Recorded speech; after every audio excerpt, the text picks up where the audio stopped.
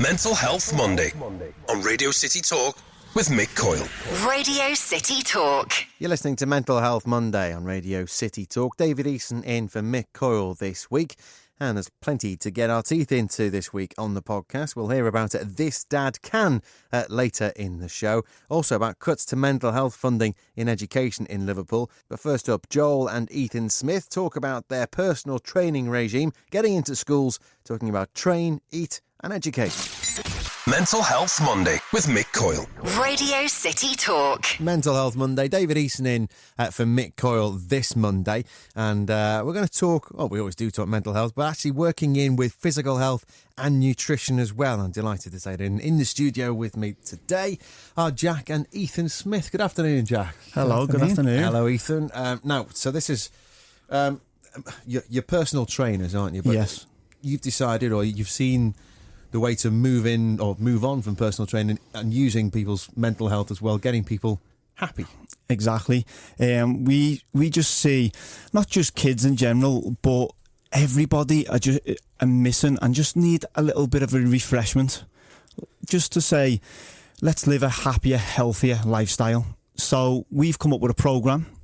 And we take it into businesses, we take it into schools especially, and we just educate them or advise them on how we triangulate the system of eating better, exercising, and then your general state of mind, because people are often scared of the word or the phrase mental health, and all it means is state of mind.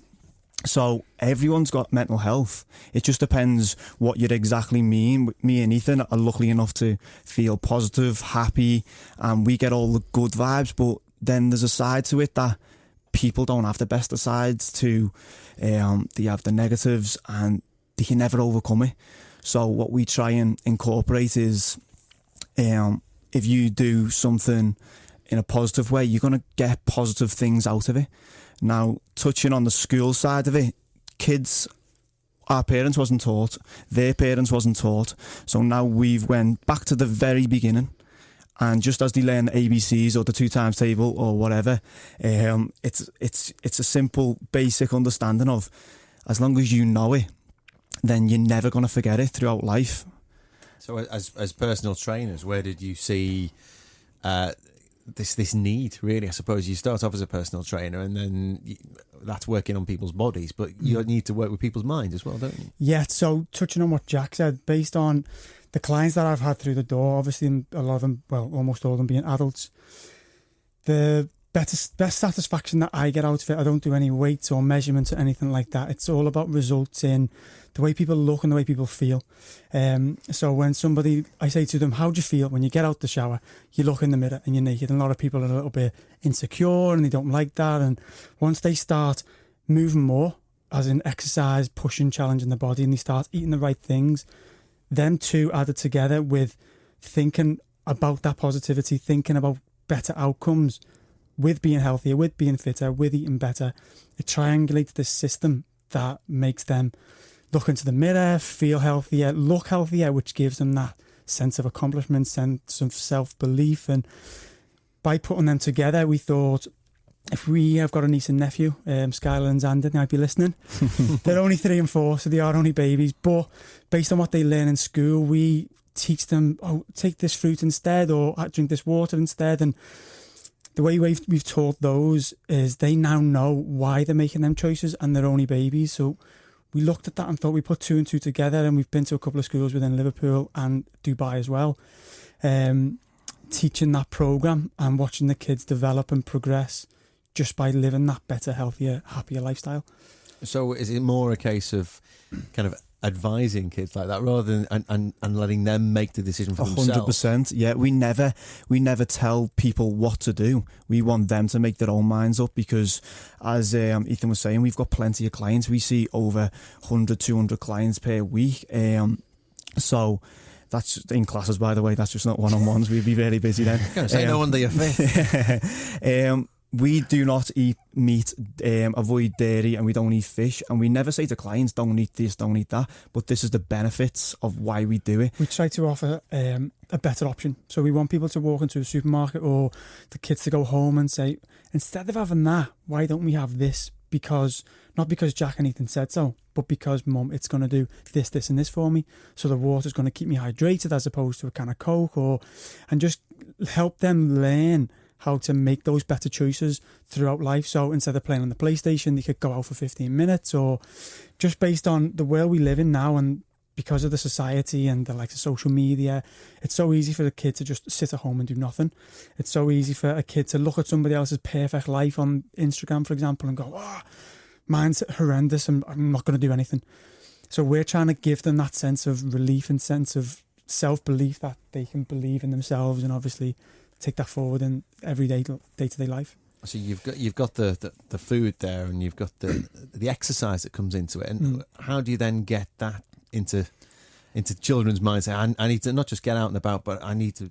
Well, do they need to train, or just get out and about? One of the main things is, do you want to be happy? And there's not a single person on the planet that wouldn't say, no, I don't want to be happy, because everyone is born to want to be happy. It's the best feeling in the world.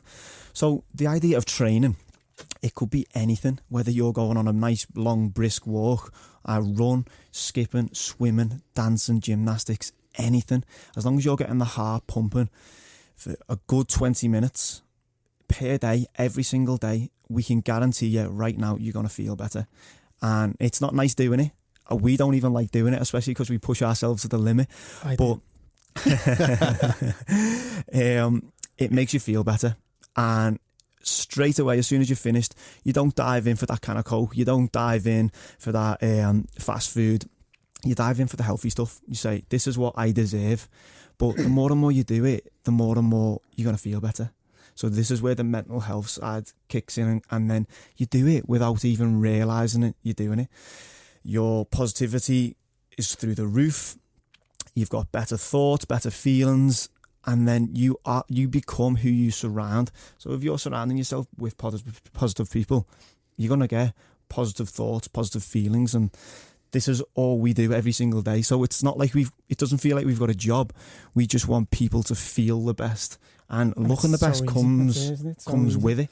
All our program it's basically very, very basic. It's super simple. It's stripping everything back to the basics of movement, the basics of nutrition, and the basics of mental health. And the mental health, as I say, it's a buzzword, but people get a bit worried by the way, oh, mental health, oh, it's an issue.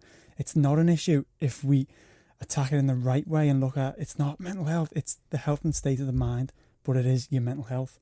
Same with your physical health. And we just want people to realise that it's so easy to feel healthier, to look better, and to feel happier every single day. It's only you who can make those decisions. And once we teach people how to do that, the very basics, then hopefully we can push it to as many people as possible, but focusing on our next generation being the pupils of our school. And just going back to that kind of generational thing, you're almost trying to work backwards now. You get the kids to educate the parents, which Exactly. Of course. But that's quite difficult as well, though, isn't it? Because the parents are obviously they've been taught by or not taught by their parents, and also it's tough in some households. They think I'm not got the money to do this. Your kids are coming back with I'm on a diet. I need to go. We were in a school last week and it broke my heart. We said to the guys, listen, we've got this big, massive fun activity for you to do for an hour. And when they done it, they loved it. And I said, listen, guys, what would you go and eat if you were at home now? Would it be fruit and vegetables, or would it be a quick McDonald's, say? And they went, fruit and vegetables, but we don't have them at home. And I looked at them and they went, I don't think my mum and dad can afford them or something. And it literally broke my heart. I was like, wow. So therefore, it's all happened in a fast space of time, but we've now got an allotment, so we are making our own vegetables, our fruit, as much as we can. It's quite We're big. not making them, we are growing them. Sorry, yeah, we're definitely not making them. Good job, you're here. So that is another thing that's pushed us to the allotment side and said, listen, we are going to get the kids in, they can grow their own stuff, and then hopefully we'll get some local restaurants involved so they can show the kids how to actually cook it themselves, even though we can do it ourselves and we can show them. But it's good to taking them out of the social school, and something different to do. Not only is it social learning like that, but to take information back to the parents' house or whoever they may live with, the foster parents or their aunties, uncles, and just say, we learned this today. Training to Educate, Jack and Ethan have come in and they've taught us this. And then kids like to cook. In fact, they love to cook. So to help them out in the kitchen is social between the parents and the child or whatever. So it's where that triangulated system comes in. So although they're cooking the food to the nutrition side, they're interacting with the parents, because we found that some parents don't necessarily get that interaction from the kids, to the parents. It's a little bit, some kids have got a different background and things like that. So by simply saying, let's cook together, they talk about the day, they let their emotions out without actually realising it. So straight away, that's part of the triangulated system. You mentioned, that kind of 3-part system that you've got is the most difficult part of that, talking to kids about their mental health, or is it just like, do you work it like a byproduct of the other two? We do, yeah. So rather than saying to the kids, right, let's see how healthy your mind is, we do touch on the subject, we talk about it. We've got a couple of mindful activities that we do with them, just to let them feel how they can actually control their mind and control the thoughts and feelings. But the majority of it comes down from when you exercise, you release endorphins, which makes you actually feel happier. When you eat right, your body feels better on the inside and on the outside. Them two put together can only make you feel healthy and happy, and so on and so on. Then when we touch on the subject itself, we talk about how they can attract the right thoughts and the right feelings and generate that sense of self-belief and stuff like that just by thinking about it themselves. So it all goes hand in hand, and we make sure the kids have got the right tools to basically create that lifestyle that they want. So if schools are listening to this now, any teachers out there who might think, we need these lads in, where can they go? Where can they find you? We have a website, traineeteducate.com. Our email is info@traineeteducate.com. We have an Instagram page, Facebook, at traineeteducate. Twitter, it's basically all one word, traineeteducate. We love working with schools because we love helping the children, but it also educates the staff members, because we work with staff as well now. And every single person that we come across, we've always got something to say, but it makes people say, these guys actually might be right here.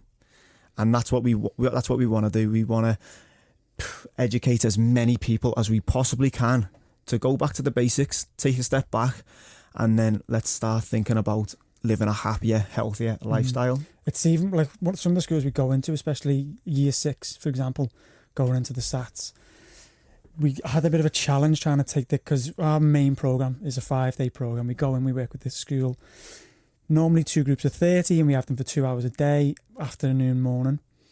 And trying to convince the school to take the kids not off the curriculum completely, but just off a lot of the sessions. It's a lot of time, isn't it, to work with them? It is. So we make it intense, because what we teach them is enough over that week for them to, completely kind of not forget about what they've been learning in maths, English and science, because they still fit those sessions in, but take a step back, have a breather from all the revision and the exams to say, okay, just by eating healthier, I can focus more in school. Just by exercising a little bit more, Jack and Ethan said, it'll turn my brain on a little bit more, and I can learn things better, and I can stay focused and things like that. And then just by thinking more happier thoughts or putting them two together, I know that I can generate better thoughts and feelings, and it'll help me go into these exams feeling better, and so on and so on.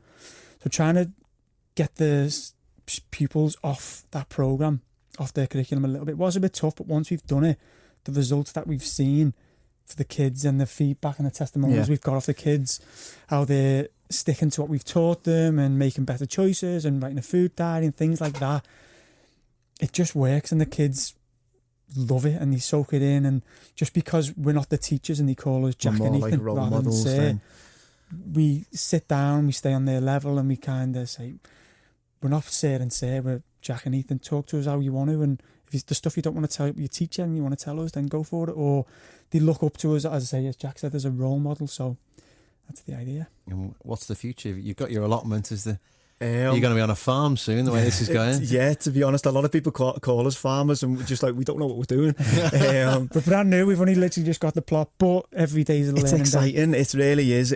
Just to grow your own produce, it's going to be all organic, and to basically see it grow and to say that's going to be in my soup or my dish later, it's quite exciting. We would never say that back in school, but to even show the kids like how simple it is to grow tomatoes in the back garden, you can feed it every day.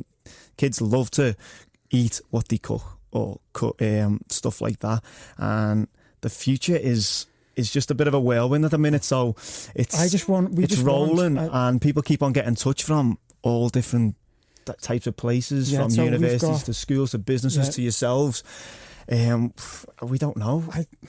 Our future is we want to help as many people as possible all the time, and that's what drives us, our passion. We love the satisfaction of seeing someone with a smile on the face and knowing that they've learned something that we know. I got into personal training. I went to Camp Med a couple of years ago, and I taught 2 kids who were 6 and 7 how to brush their teeth. Super simple. Do a couple of circles, go on the back, go on the side, spend 2 minutes or so on it. That was great, but it was the next day when I then went in. I was standing at the side. The kids didn't know I was there, but I was watching them 2 kids show 2 other kids how to brush their teeth based on what I told them. Now, they didn't know I was there, and for me, it just ticked the light bulb to say, I love the fact that I can teach someone something so simple that they can teach it to someone else. So if we can put that passion that we've both got together, it helps that we're brothers and we're only 15 months apart, and my mum and dad will be listening to this going, oh, I'm so proud. But but the fact that we've got this passion to help others, and if we can start with Liverpool and spread it out. The idea is 5 years, we want to say to the government, we have this programme. It needs to be on the curriculum. In the curriculum, needs to be full stop, because it works like indefinitely, but it's so important. We see it as the 3 most overlooked areas in human society. Yeah. In this day and age, yeah. So ideally, we want to taking it to government, and then in the curriculum in every single school in the UK. And if it means going further out of the UK, then so be it. Yeah. The idea of saying so either whoever runs Radio City, whoever runs any school, all we say to them is, how would you feel to have a healthier, happier workforce or a healthier, happier school? And no one in the right mind is going to say, no, wouldn't interest me. Because if everyone's healthy and happier, everything works better. So if we can start that from our next generation, the people who are going to eventually run our countries and make the right decisions, and the obesity levels are high, the suicide levels are high, and it's all down to the society that we live in. And if we can strip that back and teach everyone from a young age to make those better choices, then that's our driving force. Well, Jack, Easson, thank you so much for coming. It's been marvellous. Thank you very much. Thanks for your time. Thanks for joining us here on Mental Health Monday, and all the best for that 5 years' time. Thank you. World domination. Yes. That's the way it works. We hope so. I hope so. Thank you. See you soon. Mental Health Monday On Radio City Talk. with Mick Coyle. Tackling the stigma. Radio City Talk. There's a warning over mental health cuts in Liverpool that are threatening children's lives. That's according to the MP, Liverpool Wavertree MP, Luciana Berger. And she's been talking to our reporter, Adam Phillips. Well, I'm incredibly concerned that we have got too many young people in the hundreds that are waiting to access services for too many weeks on end, during which time their conditions will get worse. And there are many concerns that have been raised with me by professionals on the front line about what that could result in. And currently hundreds of children. How does that make you feel? It's just not acceptable, and we should be doing everything possible to give those young people the best start in life. And while they're waiting 24 weeks just for an assessment, that's going to have a negative impact on their mental health, and it's not right for them. It's going to impact on their ability to recover. And we should be doing everything possible to return to a time when Liverpool actually was a national example of doing it the best way, when young people were often seen within 3 weeks for an assessment and into treatment. Nearly £800,000, I mean 10% in real terms according to your research as well. Can you paint a picture of how significant that amount of money is? Well, we know that for the majority of services across the city that provide young people's mental health support, they've seen cuts to their budget in the last financial year of 43%, and that same level again this year. So that's a very significant proportion of any services budget, 43%. It's for YPAS, for example, the Young People's Advisory Service that provides a lot of young people with emotional and mental health support in the city. That's over £750,000, and that's over 20 members of staff. So that's why we're seeing such long waits now. And that's for the young people that even get through the door. And my concern is that this is very, very serious, and I'm very worried about those young people's futures. And when you speak to the people on the ground, like you made the example there of YPAS and other charities that you've been speaking to and other support services, what are they telling you about their fears, their concerns? Well, I met with Liverpool College just last week and heard from them about their concerns about the number of students that they are supporting with significant mental health needs. It's over 500. They've also identified 70 students at serious risk of suicide. These are life and death matters, and they used to have just one mental health nurse to support their students, and that was taken away.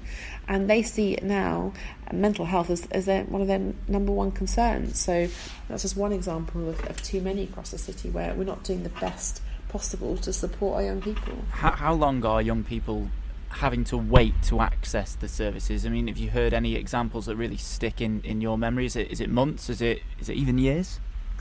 It depends what service it is. But we do know at the moment for young people to be seen for YPAS, they're waiting up to 34 weeks just for an assessment.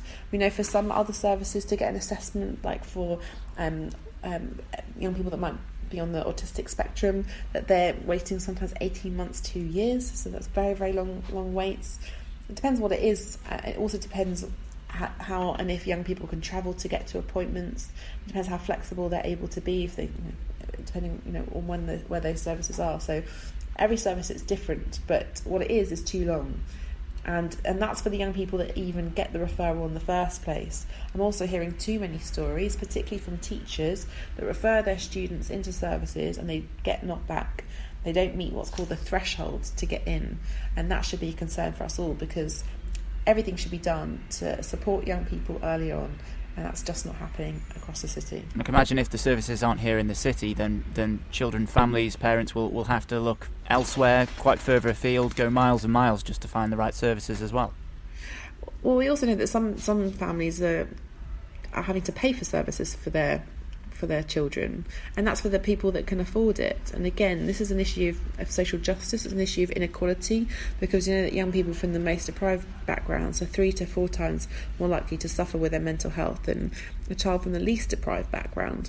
And so, my concern also is this: if we're not addressing things earlier on and making sure that young people have got access to services in a timely way, then we're going to see that inequality, that gap, increase further, and that's just not right. Can I quickly ask you about some of the cases that you've heard from people in recent weeks? I know you've spoken about a 7-year-old who, really sad case, who was having suicidal thoughts, said that they wanted to die, but was sent home from hospital after no proper follow-up after attempting suicide. I mean, that is really shocking to hear.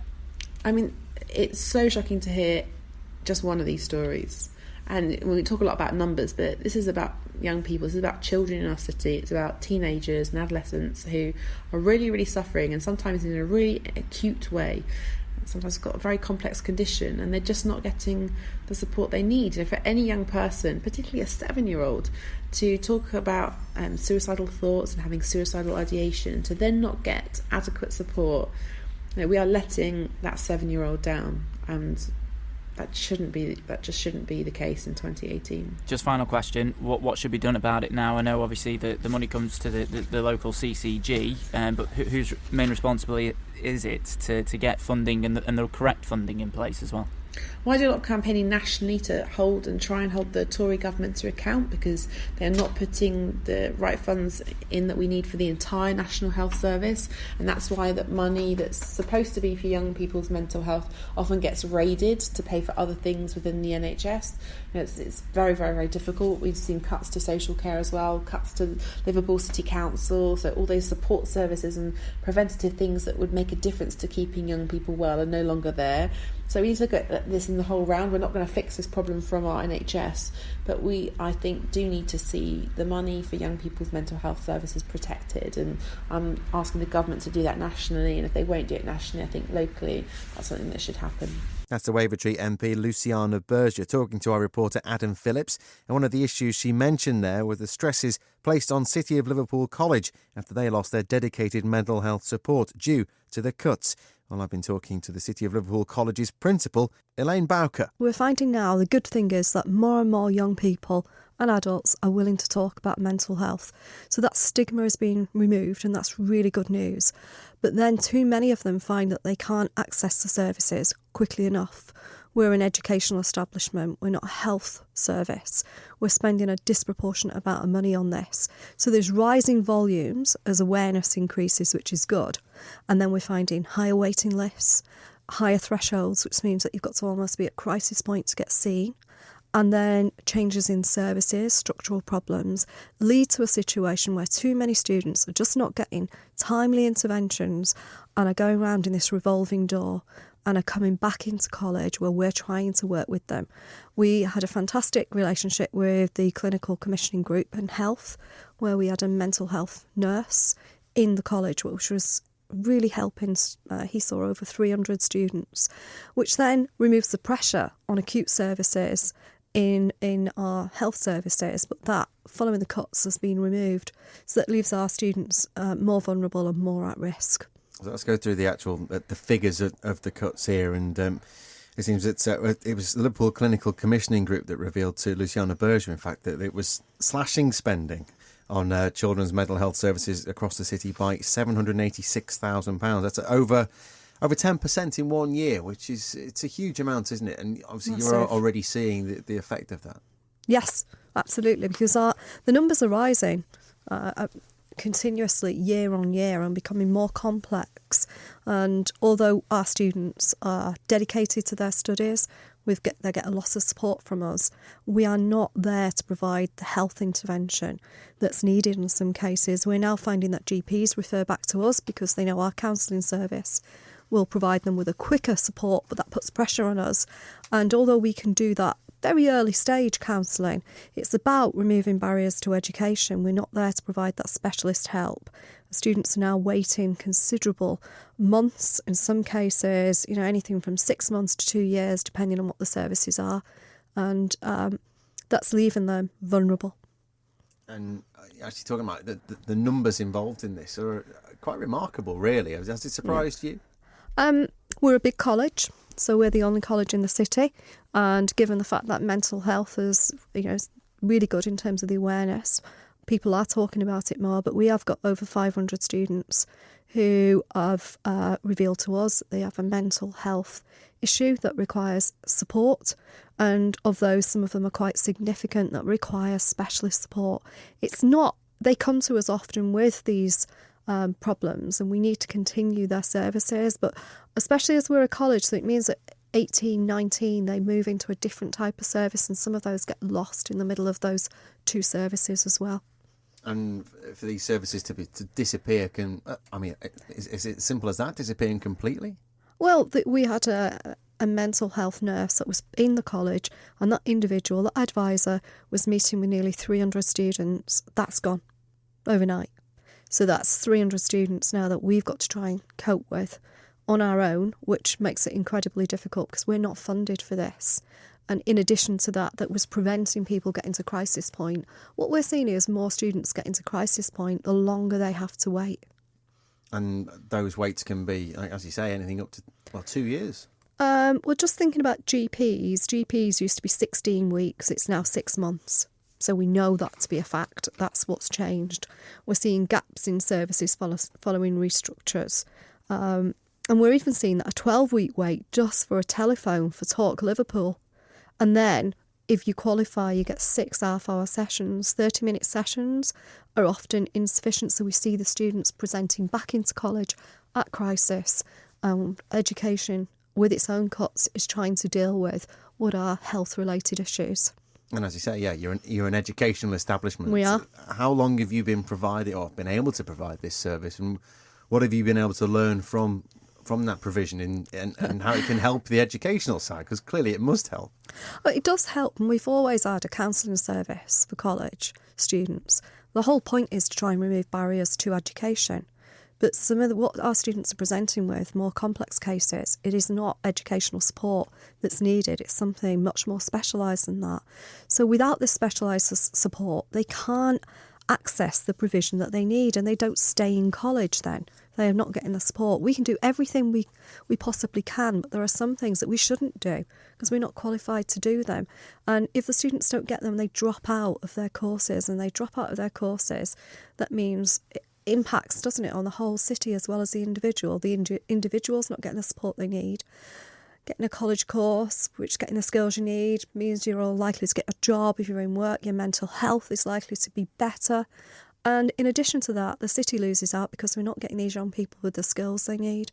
And that's really important to us. So the knock-on effect is devastating for the individual, but it's also not good economic sense neither for the city. So what can we do here? Because the cuts have been made. Is it a matter of using the money that you do have now you've got to focus on certain areas, because that's what they say. There's only a certain amount of money to go around. But have they been cut in the wrong places, the services, rather than the money not going to the right places? Well, we can only do so much. We're already funding 4 posts. We can't fund more than that because that's taking money out of education. What I would like to see more is the mental health nurse that was based in the college made a huge difference. 300 people, that's 300 lives that person was supporting. We know that works. We know that the people turn up because they're in college, where when they're placed in the young person's advisory service, the show-ups are not as good. We know that the DNAs are much, much higher. So I want to see services in the college. We've got a massive number of students. We've got well over 10,000 students. So if you just work that out in terms of how many people in society we now know have mental health issues that they struggle with at some point in their life, that's a very, very, very large number of students. We deserve that. Schools get that. We're funding a lot for ourselves. That would help and stop people getting to crisis point, which would remove the pressure that's put then on services in health. So the prevention is far better as far as I'm concerned, and we need to get those wait times reduced significantly. Those are the 2 things that I want to see. And you make a decent point there, because we've been talking about figures, numbers, amount of money, but every one of those 300 is an individual person who is going through something really quite serious. Very, very serious. And, we have shared some of the case studies with Luciana, and we're really pleased to see the campaigning that Luciana's been doing. There is support in schools, and I don't want to see that support go from schools. There is some support in universities, but further education is often the Cinderella service. It's the part of the education system that gets cut the most, yet we produce fantastic results. Our students would give really good feedback about what we do for them. I have no problem with that. And also they've provided case studies directly to Luciana about some of the individual cases. And I think sometimes we talk about numbers all of the time. These are students who probably only get a year on their course, and therefore waiting such long periods of time has a disproportionate impact on the time that they're in education. And of those individual stories, what kind of effect can the counsellor in the college really have? Depends on the situation. If it's somebody that's got issues that they need to talk about in terms of relationships, whether that be with families at home, perhaps getting a little bit anxious in terms of studies, but that's not what we're seeing. We are seeing really complex issues that turn into safeguarding issues, and then we need quite a lot of support for those individuals. We require specialist support like DBT and lots of those talking therapies, which we're not in a position to be able to provide. So our counsellors can provide a level of support which is really effective for a good number of students. But for those that need more complex, who have already come to us, perhaps having received some of those services earlier in their life, need them to be continued when they come to college. Something doesn't miraculously happen when you reach 16, 17 or 18 that you no longer need that support. It's important they continue to get it whilst they're in college. As a principal of a college now, and you say thousands of students that you're looking after, has it turned more into looking after them now rather than educating them? How much has the job changed? No, we are still definitely educating them. There is no doubt about that. But the amount of funding that's placed, not just on those specialist counselling services, but for every student, they'll have a personal tutor, they'll have a senior tutor. So you're already dealing with the fact that in society, Some of students need lots of support. They often get lots of support from their parents as well, and their friends and their families. So we're providing that additional support. And then the counselling support on top of that. We also provide some mental health support, but there is only a level that we can go to because we are just not qualified. Even if we had the money, which we haven't, we are not qualified to provide that service, and we need health to provide that service. And I think I might know the answer to this, but how much does it affect, obviously, students' mental health? Mm-hmm. If you can keep them going and get them, first of all, into college. I mean, how much does that affect the results that you get and the students get, as more importantly, for themselves and for the college? It's very difficult to put a figure onto that, but what's really important is that the student gets their qualification, and if they're not supported and they've not got good mental health, they don't attend college well. We know the research shows that if you don't attend, you get a lower grade. So you're not achieving your full potential. Some students just can't achieve their full qualification because they're in such a distressed state that they can't actually come into college and get those interventions. If they're getting those interventions, we tend to find they will attend, and they'll start to attend more, and they're often very, very successful with their qualification. We know for those 300 that had the intervention early, the results are better, if not the same, usually better than the rest of the cohort when they've got really good interventions. When they don't get those interventions, we can see very, very clearly attendance drops. They either drop out or they don't achieve the grade that they're capable of and they deserve.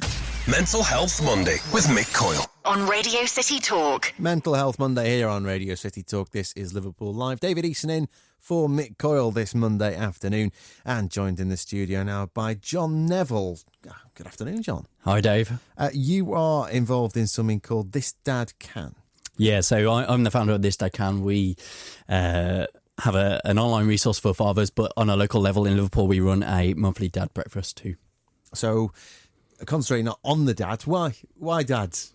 Yeah, so being a father myself, I was really keen to obviously be a proactive dad, get involved, but recognise perhaps there was perhaps an opportunity there to support and resource fathers better. So we set up This Dad Can after 13 years of working with children, young people and families. We wanted to kind of utilise my experience to kind of support what we were doing with fathers.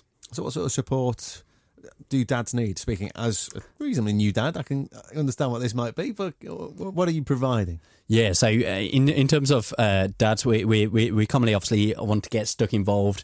We want to be proactive, but a lot of us actually don't perhaps have that first-hand experience or feel confident to go into some of the traditional services that are out there. So a quarter of men would like to be better resourced when they become fathers. 70% of men feel intimidated about existing services. So we want to create something that's tailored to them. So whether it's our online courses where dads can connect and engage with what it means to be a dad themselves, or engaging with other dads basically online on Facebook or at Dad Breakfast. And what sort of things are discussed? What do they say? Connect with other dads? Is it just about support for each other, just to work out different ways of, I don't know, changing nappies, that kind of thing? Or there's obviously bigger issues as well that the dads have to come, or they do come across when the baby arrives. Yeah, absolutely. So I mean, in relation to our online courses, we do around 5 main themes. I think supporting mum, practical changes, that's like the changing the nappies, the basics, but also practical things like relationships and communication as well, because we know 40% of couples after the birth of their first child actually find that their interaction deteriorates, or perhaps they struggle in terms of their engagement with their spouse. So in terms of our online communities like the Facebook groups or our kind of dad breakfasts, that's just doing life. That's the highs and lows of what it means to be a dad, and juggling kind of full-time work whilst also trying to be a proactive parent. Because there's obviously different roles that dads can take, and certainly the role in looking after baby. You've got going back to work or never actually taking time off work. Yeah. I mean, I'm here today because Mick's just had his baby and he's taking his paternity leave. Yep. Some dads can't do that or choose not to. Yeah. So I guess from our point of view at This Dad Can, we are really passionate about champion dad. So it doesn't matter what that expression looks like. So some dads that we have blog for us on the website are perhaps servicemen that are overseas. They're fighting in Afghanistan, Iraq, or wherever the latest conflict is.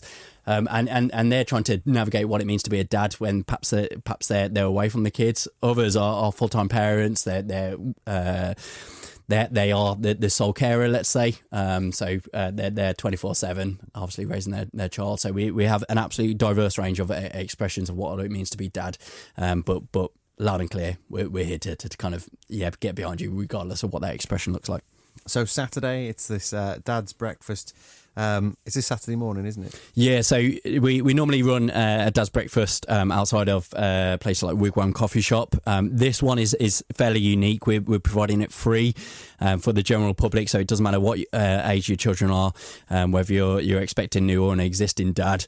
We're holding it at Liverpool Hope University down at Childwell, and that's from 10 till 1 o'clock. So if you've never been involved in this before, never even seen the Facebook group that you've got, and you're thinking, I might go along to that either with or without baby, without child, whatever.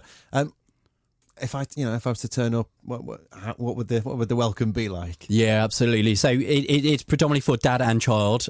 So we've very much tailored it for those guys. So we've got Lego competition. Lego are going to come along. They're going to have an opportunity to obviously construct things and compete against other families there. We've got a Wigwam Coffee Shop. They're going to be doing some sort of practical, creative kind of activity. We've got face painting. We've got an entertainer. So it's a great bank holiday opportunity to just spend some quality time with your kids, refuel, have a free brekkie off us, and also give mum Saturday morning off so you can see the Champions League in the afternoon as well. Well, exactly. But how do you get dads to communicate, particularly if that's been a problem for them from the off when they've had the child? How do you actually get them to talk to each other? Yeah, there's a common belief that men don't want to get involved, or they're not proactive talking. We find actually when you get us all in a room, actually we're just authentic, we're normal, we're not asking for anything special. We're just fellas. We're here to just mingle and have some quality time with our kids. And I suppose that's the key thing to it, isn't it? We're talking about mental health. To actually have a good day out with your child, with your son or daughter. That can get the positive juices flowing, can't it? That's exactly what you should be doing as a dad. Yeah, so I mean, we at This Day Can want to create a platform, an environment where dads can just come and spend some quality time, and invest into the mental health. So we're expecting good weather that day, so that's always good for one's mental well-being. But also that those positive endorphins, that positive experience of spending time with your child whilst also meeting other people. How long have you been doing this? So I founded This Dad Can about 2.5 years ago, and obviously spend my full time doing it now. And how have you seen it evolve? And what are you seeing from other dads now? And what are the major issues that you're now coming across that dads are coming to you with? I think mental health is huge. I think we all take it for granted, and I think if we looked at things like our physical health, a lot of us invest time and energy into kind of what we eat or kind of what we do with our time. We might go and play footy or some other activity. We might go out for a run, but a lot of us kind of perhaps don't value mental health as much. And certainly from my own kind of experience, and also kind of recognising kind of the challenges that dads face, we really encourage and support people to invest into their mental well-being. Excellent stuff. Well, thank you so much for coming in. And it's Saturday morning at Liverpool Hope University in Chilwell. Just basically, how many are you expecting down there? I mean, so we're asking people to pre-book on. Okay. They can just turn up on the day, but you can find us at thisdadcan.co.uk. You can find us on social media, and currently we've got about 60 dads and their kids coming, so it's going to be absolute chaos, but organised chaos. So do come join us and register online. John Neville, thank you so much for coming in, and hopefully we'll speak to you soon. Good luck with everything on Saturday. That's great. Thanks, Dave. This is Liverpool Live. This is Radio City Talk, and you're listening to Mental Health Monday.